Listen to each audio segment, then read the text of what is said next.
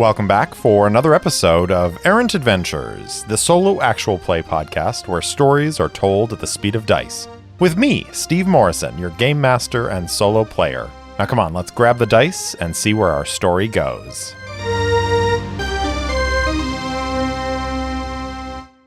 Welcome back for Chapter 29 of Book 1, Meridian. Last time, having determined their objective's location, Sejana and the Marines continue crossing the refinery. In one of the major thoroughfares, barriers drop, sealing them in. Mining drones also drop from the ceiling and attack. The Marines' armor holds as they trade shots behind whatever cover they can create for themselves. Sejana ducks into a room and discovers a void crystal. She releases it from its bonds and harnesses its power to unleash an EMP blast on the mining drones, rendering them inert. The Marines rally themselves and stand as Sejana takes a moment to check the crystal in her gauntlet. It thrums with dull energy, its gathered potential spent for the moment. How they came into possession of a void crystal is a question Sejana would very much like an answer to, but it was more obvious than before that their time here is limited. She points at the barrier and says, "Blow it." Two Marines step forward, pulling canisters from their gear and spraying a thin layer of foam in an arcing pattern from floor to a point in the middle where they meet. Let's go ahead and roll explosives again.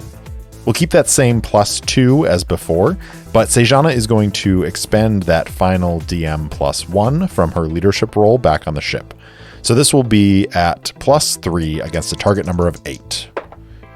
11. Once the foam is set, the Marines retreat.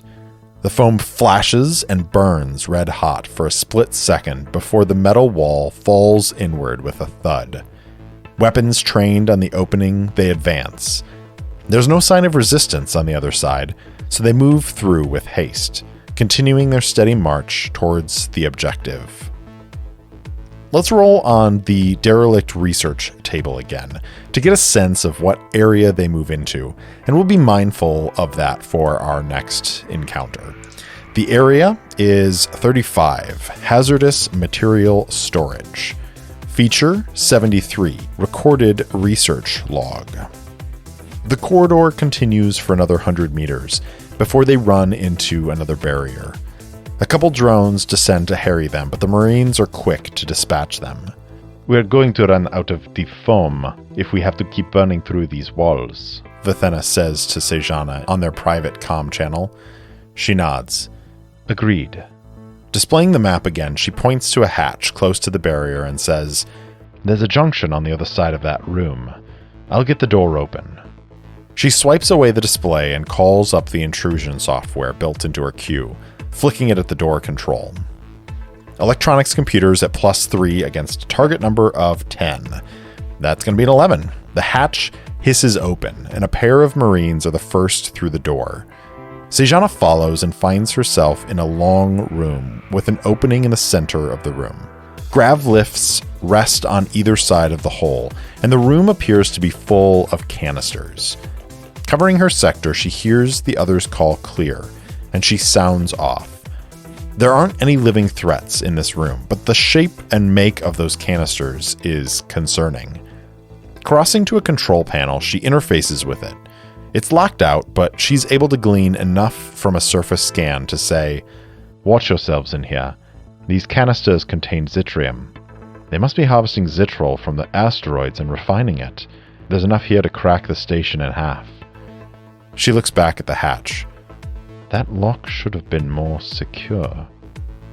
"The walls are lined, and there appear to be vent ports," Vithenna says. "If there was an explosion, they could vent most of it outside as long as the walls held." Sejana frowns and something clicks in her mind. "Shit," she says. "Back through the hatch, now!"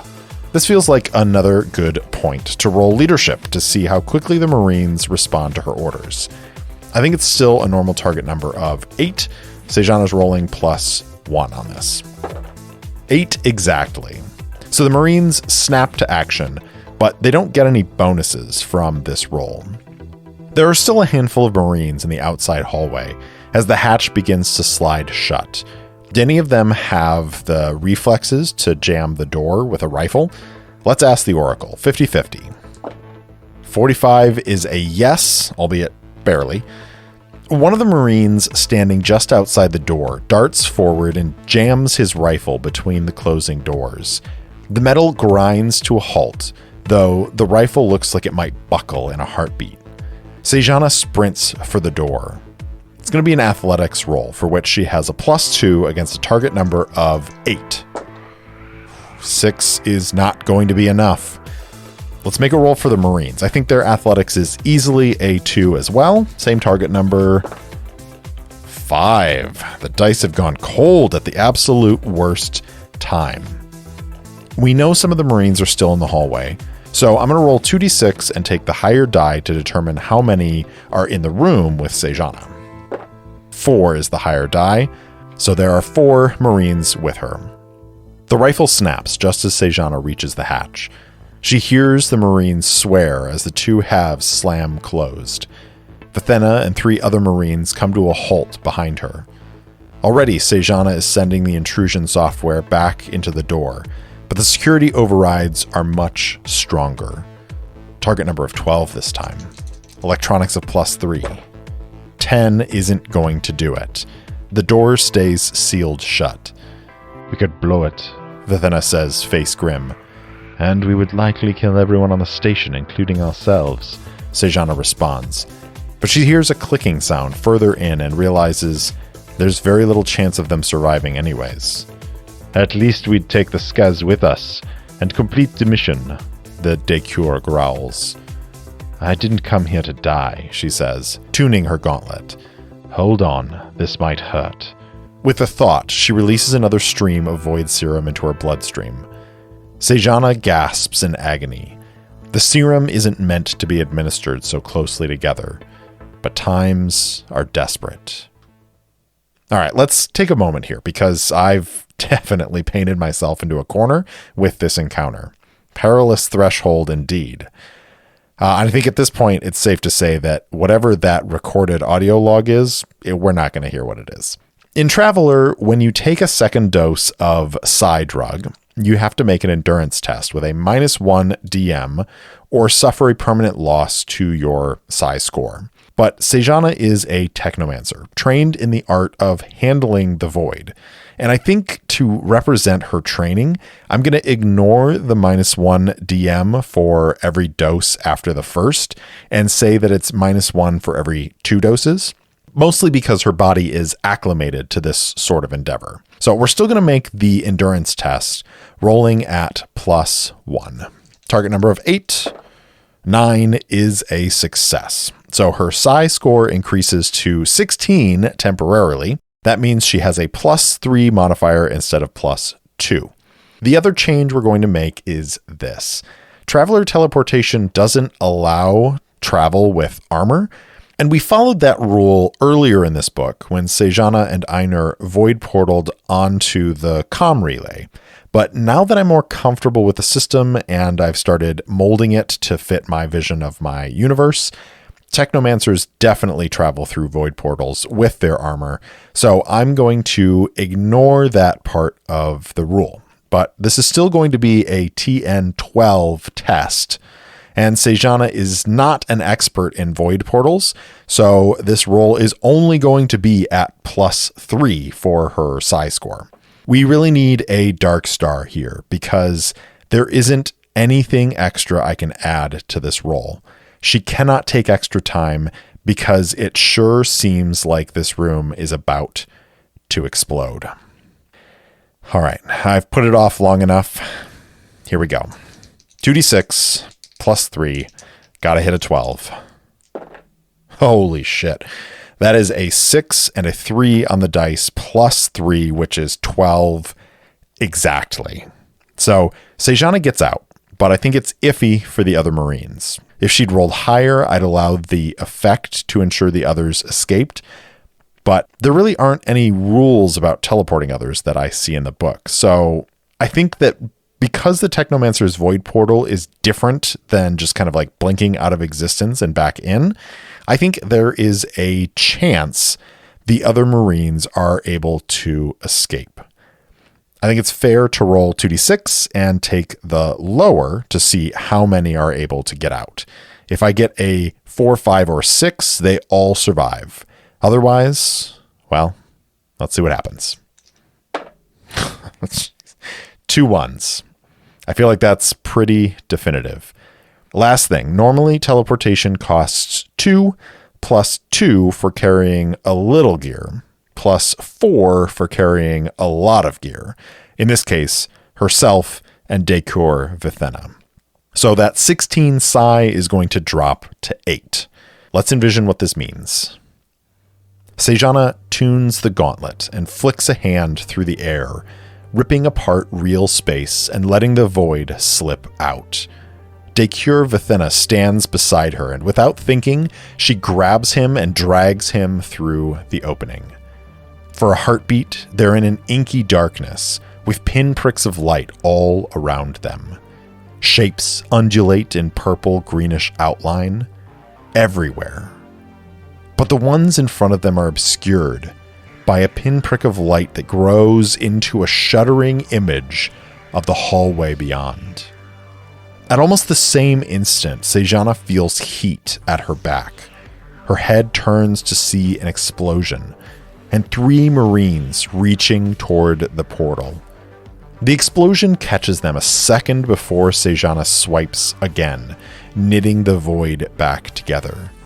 It isn't fast enough to avoid the screaming outlines of 3 Marines as they are cast into the void and immediately leached away by the swirling shapes around the closing portal.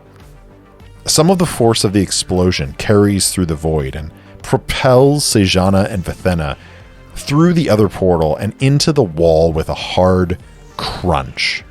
They both collapse to the floor, but Sejana reaches up toward the still open portal and closes her fist, sealing it behind them. Just before it closes, Sejana sees the visage of a void wraith peering out at her. A vicious whisper fills her thoughts, and shivers follow. Beside her, Vithena is vomiting in his helmet, while the other Marines stare, utterly dumbfounded. Sejana struggles to her feet, though her body suggests that vomiting may not be the worst idea.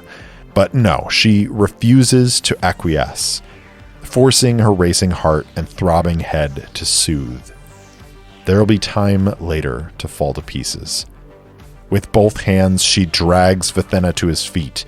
He struggles out of her grasp, wild eyes staring out at her past the quickly dissolving chunks of sick plastered to the helmet viewport. The trees, by the fucking trees! Vithena coughs. What did you do? He yells at her.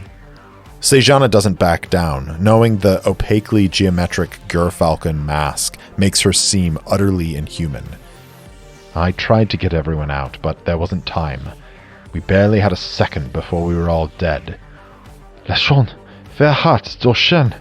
Vithena growls. Were those their souls?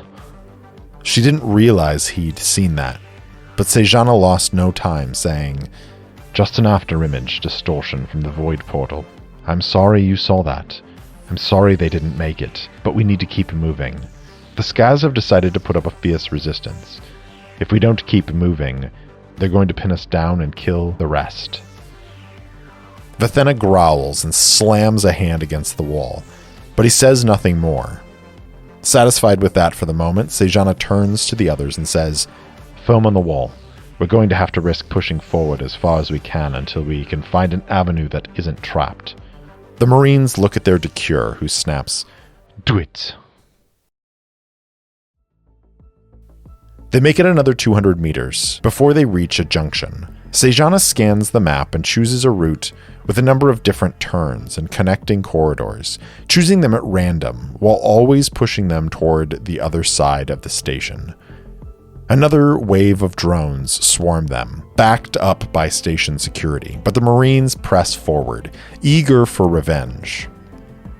It's the same after another 500 meters, and another, and another. The Marines keep trudging forward, pushing through every form of resistance they encounter, but the intensity is beginning to wear on them. Sejana feels the pace slowing, but she keeps pushing them. A few shots here and there get through, a few wounds patched with medtech, and the cluster of Marines nears its objective. They're down to the last few hundred meters, now using jury-rigged mining lasers from damaged drones to cut through security doors, when they finally reach the main junction for this end of the research wing. 5 spokes branch away from them toward the various main labs on this level. In the junction, solid barriers block their path, with a small army of security forces dug in behind them. The Marines crouch behind their energy shields, breathing heavy. Decure Vithena's face has regained some of its color, though he looks just as strained and exhausted as the rest. We're almost there, Sejana says. Once we're past this obstacle, we go left, and we will be at the lab holding the nerve agent. The Marines stare at the barriers, and Vithena speaks for them. There is no way we are going to push through here. We don't have the firepower. Sejana nods. I'm aware. That's why we're not going to push past. You're going to engage and distract them while I go around. How are you going to go around? Vithena asks. There aren't any other doors for us to go through. Leave it to me. First thing, toss smoke into the corridor. Obscure it. Make a slow but steady advance. But keep behind the shield wall. I'll take care of the rest. They're all exhausted, but there's nowhere for them to go until the mission is complete. A pair of Marines toss smoke grenades into the corridor. As the area becomes obscured, Sejana touches her gauntlet, tunes a few dials, and takes a deep breath.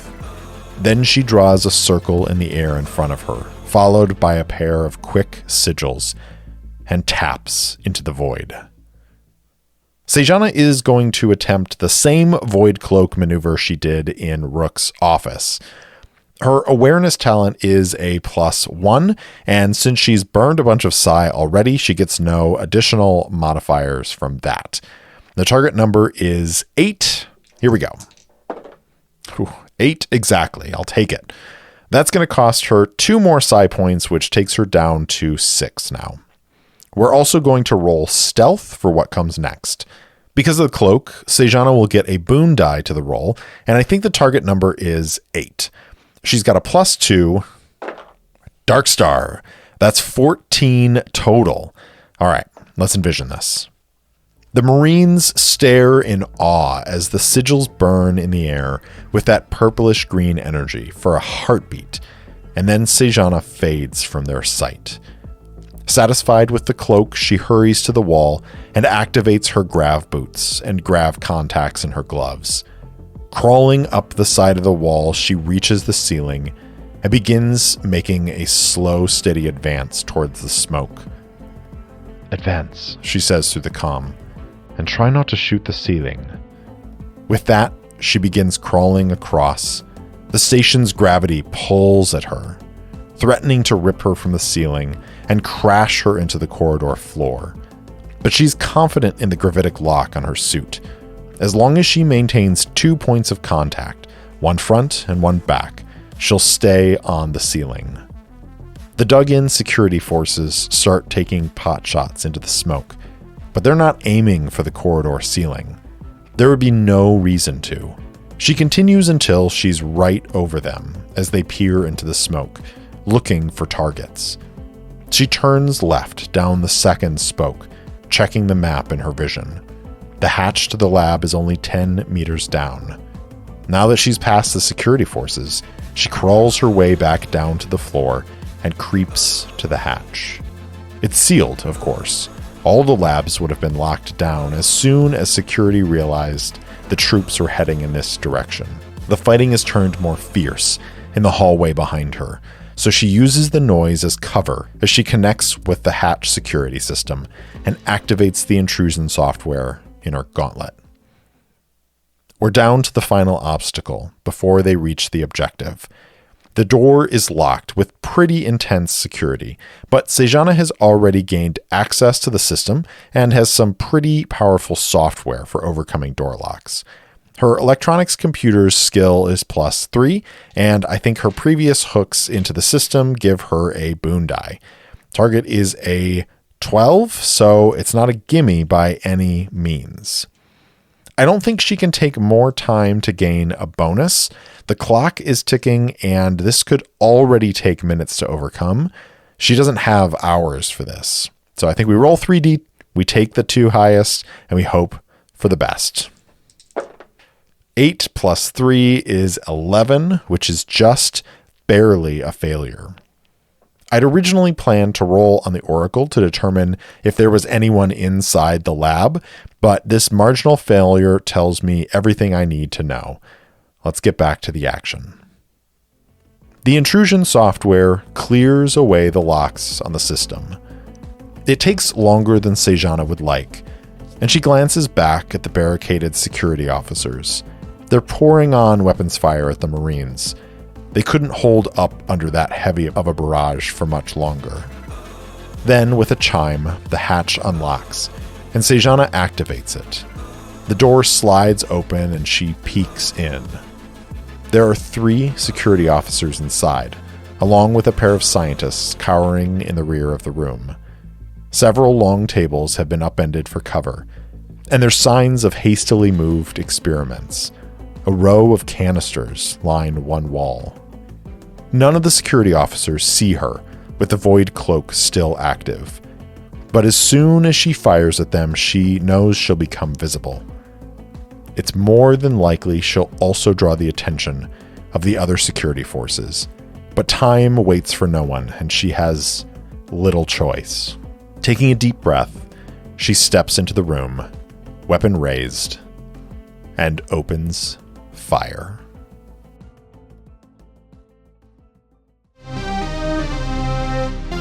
Thanks for listening to Errant Adventures. If you enjoyed the show, please spread the word. And if you want to support the show directly, leave me a review or support me on Patreon at patreon.com/errantadventures. You can also buy me a coffee at ko-fi.com/errantadventures. If you want to interact with me, my handle on all the socials is @errantsolopod, or you can email me at errantsolopod@gmail.com. I also post short fiction and campaign-related materials on my website, errantadventurespod.com. Thanks again for listening, and I'll see you in the deep, liars.